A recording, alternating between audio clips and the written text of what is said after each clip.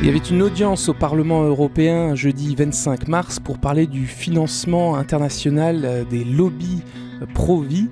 Raphaël Glucksmann, qui présidait la réunion, a prétendu qu'il s'agissait de parler, de défendre les valeurs de l'Union européenne contre les ingérences étrangères. Nous avons regardé cette émission et ce soir, pour le grand débat, nous en parlons avec Grégoire Pupinck, directeur de l'ECLJ.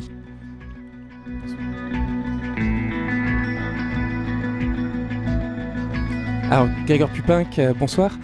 Nous allons bientôt bien planter le décor pour nos auditeurs ce soir dans le grand débat. Donc, le Parlement européen a tenu une audition entre deux commissions jeudi 25 mars pour parler donc du financement étranger des lobbies contre l'avortement. Il s'agit de quoi en fait ? C'était des députés En fait, il s'agit très clairement d'une attaque, comme vous l'avez dit, en règle, menée par le lobby mondial de l'avortement, qui est ce qu'on appelle le planning familial, en fait, la Fédération internationale du planning familial, et par les organisations de l'Open Society de George Soros, en particulier sa filiale, sa branche britannique, qui s'appelle Open Democracy. Donc une attaque en règle contre les organisations conservatrices d'inspiration chrétienne européenne qui défendent la vie et la famille. Une attaque importante, on va dire, parce qu'elle a effectivement été menée jusqu'au sein même du Parlement européen par le biais de deux commissions parlementaires. 2 heures d'audition complètement unilatérales, sans aucun débat contradictoire, qui essayent de faire croire qu'il y aurait un danger en Europe en raison de l'existence même d'organisations bien connues comme Alliance Vita ou la Fondation Le Jeune ou le CLJ ou d'autres. Et donc on a assisté en fait à un espèce de discours complotiste ou conspirationniste qui voudrait faire croire de façon fantasmée que ces organisations qui participent à la vie sociale et politique de façon légale et légitime constitueraient un danger, n'est-ce pas, pour... Alors bien sûr, ils ont peur, en fait, ces organisations, que ce soit celles de l'Open Society ou celles du planning familial, ont peur, évidemment, ils ne supportent plus la contestation, en fait. Après avoir, effectivement, finalement renoncé peut-être à se battre au plan des idées, et bien maintenant, elles essayent, en fait, simplement de se battre contre les personnes directement, et contre les organisations. Alors je vais donner la liste quand même des gens qui étaient invités, puisqu'il y avait Raphaël Glucksmann, qui est le président de la commission contre les interférences étrangères et pour les atteintes au processus démocratique de l'Union européenne, et la présidente du comité des droits des femmes. Et donc ils avaient invité 4 experts, il y en a une qui n'est pas venue. Il y avait Neil Data, qui est secrétaire pour un forum parlementaire européen sur la sexualité et les droits reproductifs et sexuels. Il y avait Claire Provost qui s'est exprimée, qui vient de l'ONG Open Democracy, et une autre française, Véronique Seyer, qui est membre du Conseil économique et social français, c'est French Economic, Social and Environmental Council. Vous n'y étiez pas, Grégoire Pupinck ? Non, je n'étais pas invité, j'ai demandé à être... cette conférence, cette audition a été tenue secrète, elle a été rendue publique en fait, en début de semaine. Alors quand on voit la liste des invités, ce qu'il faut bien considérer, c'est que Monsieur Data est en fait, l'un des invités, M. Data, est un ancien salarié du planning familial mondial, et c'est lui qui, avec le planning familial mondial, a fondé le principal organe de lobbying parlementaire pour l'avortement en Europe. Et c'est lui qui, je pense, est l'organisateur, on va dire même de cette audition, enfin c'est lui qui est l'instigateur, et qui, depuis de nombreuses années, on pourra en reparler, attaque les personnes directement. Ensuite, la dame française dont vous parlez du CESE, en fait, elle est l'ancienne présidente du planning familial, et une autre personne qui était invitée est la présidente du planning familial pour l'Europe. Oui, Caroline Nixon. Voilà, donc en fait, vous voyez, c'était simplement une réunion de lobbyistes et de militants du planning familial et de l'Open Society, puisque la dernière personne, Madame Provost, dont vous parlez, elle est en fait payée par l'Open Society pour attaquer la réputation et attaquer les organisations conservatrices européennes. Alors, c'est vrai que la réunion a duré 2 heures. Les experts ont pu parler pendant 1 heure. Il y a eu donc les questions de différents députés. Il y en a quand même une qui a pu s'exprimer contre l'avortement. Alors, est-ce que la démocratie a été respectée ? Sur 2 heures de débat, il n'y a eu que 3 minutes. 3 minutes qui ont été accordées, on ne sait trop quoi, accordées à une personne qui a défendu la vie, qui a dit, sont très belles, que aucune femme ne regrette d'avoir un enfant, d'être mère. Par contre, beaucoup regrettent l'avortement. Et voilà, c'est le seul discours, mais là-dessus, Glucksmann, qui est censé présider, donc être neutre, a répondu « Oui, mais madame, certes, vous pouvez parler, mais quand même, ici, nous sommes pour... alors, je sais pas s'il a dit pour la liberté, pour le choix. Bon. Oui, plutôt pour la liberté. Et il a dit aussi, et j'ai trouvé ça intéressant, je l'ai relevé, je voulais avoir votre avis, il a dit qu'il ne s'agissait pas d'une réunion sur l'avortement en soi, il s'agissait d'une réunion sur le financement étranger, donc de régimes extérieurs, de pays extérieurs à l'Union européenne, qui portent atteinte, pour soutenir des mouvements ou des groupes qui portent atteinte aux valeurs de l'Union européenne. Ça, c'est l'angle d'attaque, en fait, qu'ils choisissent, parce qu'ils ont renoncé à combattre le terrain des idées. Ils ne peuvent pas, en fait, c'était même assez pathétique, parce que, par exemple, il y avait la française du planning familial qui dénonçait l'action de la Fondation Le Jeune au soutien de la vie des enfants trisomiques. Alors vraiment, on sait bien que la Fondation Le Jeune fait de belles campagnes qui touchent le cœur, et cette pauvre dame, je le dis parce que c'est triste, elle trouvait ça scandaleux qu'on essaye de donner une image positive des enfants trisomiques. Donc en fait, sur le fond du message, ils sont perdus. Ils ont perdu. Ils ont perdu parce que l'avortement est un drame et tout cela est horrible. Donc ils essayent de façon fantasmée de faire croire qu'il y aurait une forme de conspiration mondiale avec le Vatican et des oligarques russes, enfin un montage complet qui créerait un danger, alors que franchement, les organisations pro-vie en Europe, elles ont largement perdu politiquement déjà. Oui. Elles sont ultra minoritaires, en France elles ne peuvent pas s'exprimer, ou très peu.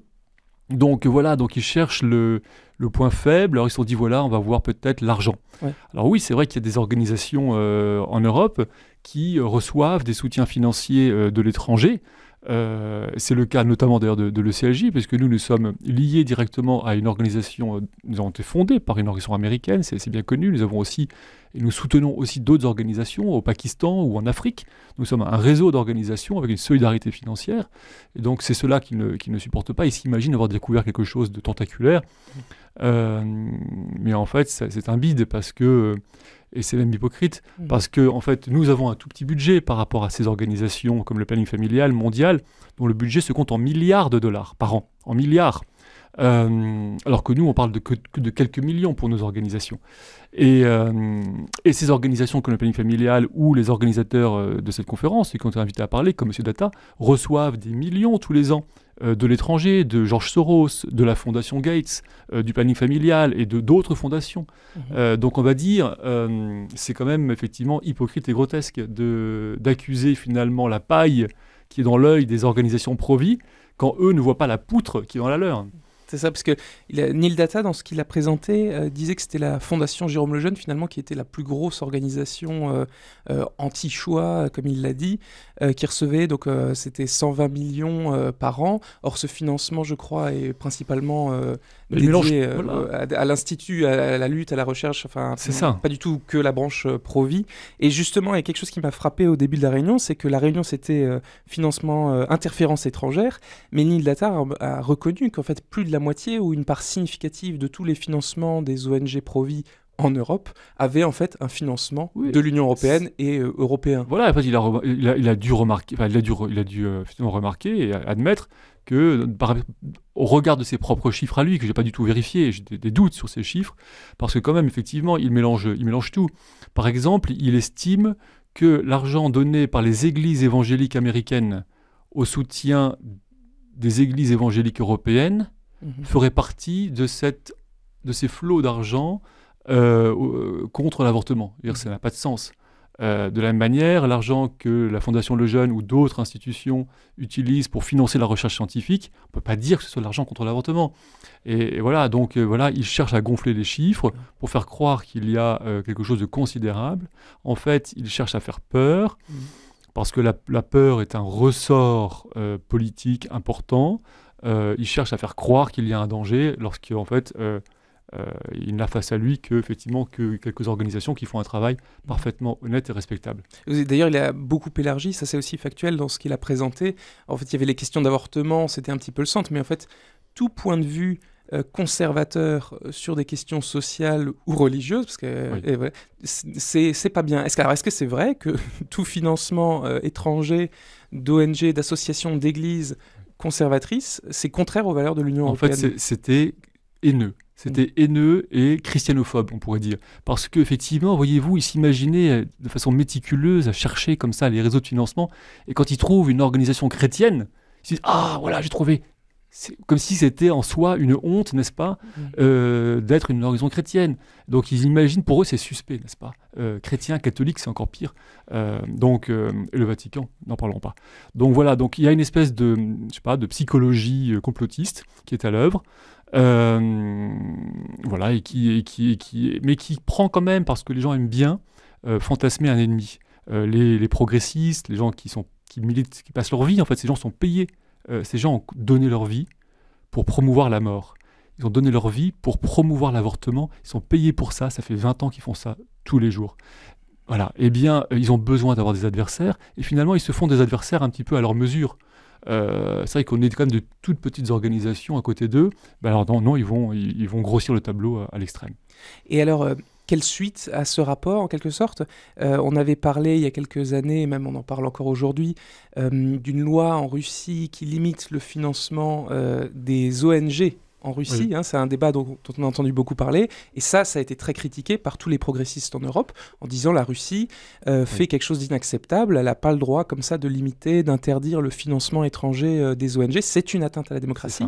Or, à l'issue de cette réunion, on a l'impression que c'est un peu ce vers quoi se dirigent ces députés. En fait, ils veulent faire la même chose que la Hongrie ou la Russie. Ça veut dire que finalement, ils ne supportent pas, ces progressistes européens, la contradiction. Ils ne supportent même pas notre propre existence, finalement. Parce que ce qu'ils mettent en cause, c'est le fait que nous existions. Ils veulent nous exclure de la vie politique ou du champ politique et social.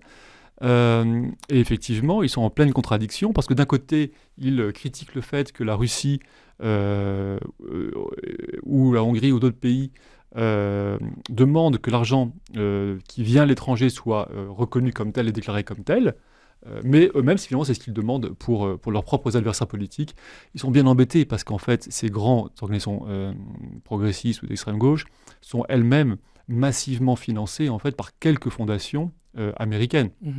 Donc, on l'a dit, Gates, Open Society, MacArthur et Hawke et quelques autres. Donc c'est vraiment un bal hypocrite. Puisque une mise en scène hypocrite parce que on va dire il y a un rapport entre, je sais pas, de 1 à 1000 dans le financement, dans les ressources financières entre les conservateurs et les progressistes. Voilà, donc c'est grotesque. Est-ce qu'il risque pas alors je sais pas, est-ce que ça va se transformer en résolution? Il y a un voilà. rapport qui est actuellement établi. Donc la suite, effectivement, donc il y a deux choses. Il faut comprendre, d'une part, effectivement, certains voudraient qu'il y ait un rapport parlementaire du Parlement européen, puis une résolution votée contre les organisations chrétiennes ou d'inspiration chrétienne et conservatrice, d'une part, et d'autre part, et là c'est là où c'est encore plus grave et plus important, c'est qu'il va y avoir dans quelques semaines une résolution qui va être votée, débattue au Parlement européen, encore une fois radicale, sur l'avortement, la résolution Matic. Et là, il faut bien comprendre que le fait qu'il y ait cette attaque aujourd'hui, cette semaine, contre les organisations pro-vie, c'est aussi une façon d'essayer de détourner l'attention, d'affaiblir les adversaires pour faciliter le vote et le passage de cette résolution radicale sur l'avortement, qui est la résolution Matic, et qui sera votée au mois de mai. Et je reviens au financement international, puisque vous dites qu'il y a un rapport de 1 à 1000 ou de 1 à 100. Bon, les organisations pro-avortement recevraient plus de fonds internationaux que les organisations pro-vie. Si eux tentent de limiter... En fait, ils vont tenter de faire considérer le combat pro-vie comme contraire aux valeurs de l'Union européenne, plutôt que parce que s'ils interdisent un financement international des ONG ou de groupes d'églises, ils seront embêtés aussi. En fait, la gauche veut toujours exclure leur adversaire de la discussion politique. C'est tout. Ils ne veulent pas discuter, des arguments, ils veulent exclure, rejeter, calomnier, caricaturer. C'est tout. Donc c'est la seule méthode. On ne combat pas les idées, mais les personnes. Voilà ce qu'ils font. Écoutez, merci beaucoup Gregor Pupinck pour cette réaction donc, sur le débat au Parlement européen. Je pense qu'on en parlera encore dans le droit en débat pour vous tenir au courant des suites de cette résolution. Très bonne soirée sur RCF Alsace. Merci.